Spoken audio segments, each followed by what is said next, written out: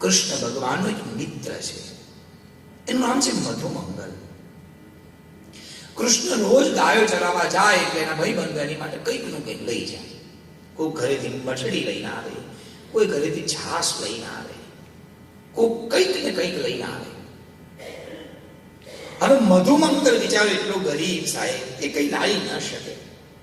હવે એક વાર વસંત ઋતુ આવેલી, નવા નવા ફૂલો ગયેલા અને કૃષ્ણ મુરલી વગાડે એટલે બધાને બહુ આનંદ આવે, લોકો નાચે. ત્રણ જગ્યાએ જઈએ તો આપણે ખાલી હાથે ન જવાય.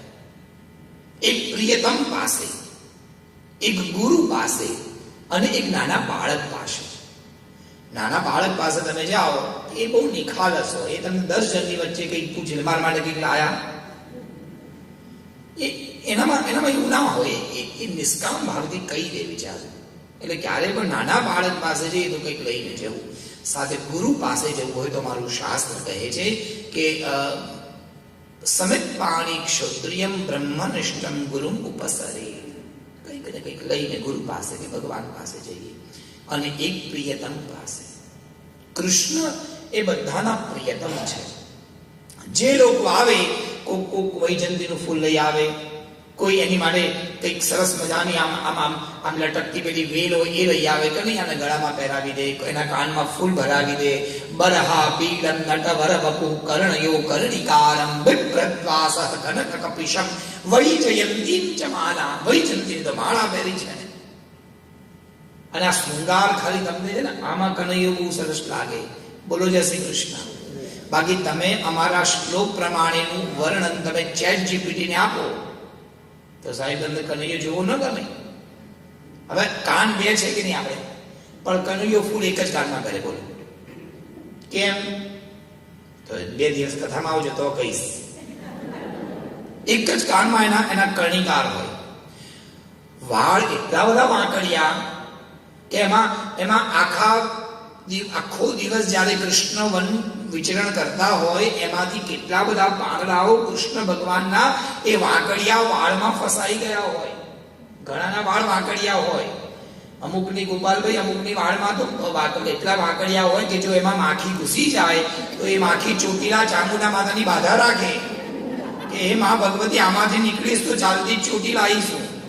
એવા વાંકડિયા વાળ હોય. એવા અમારા કૃષ્ણના તો ગુડાકેશ પરંતપ.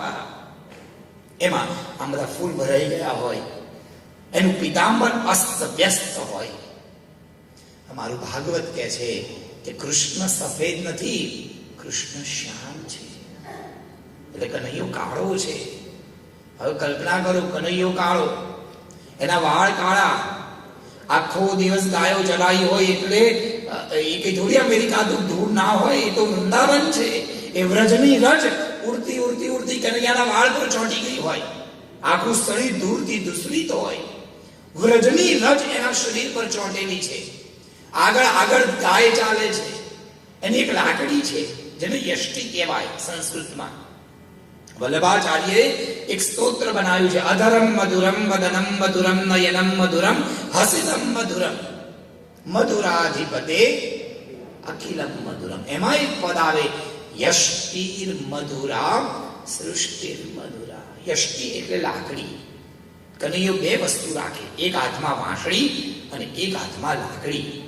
પેલા વાંસળીથી સમજાવે, સમજી જાય તો ઠીક છે, નકર તો પછી લાકડી છે જ.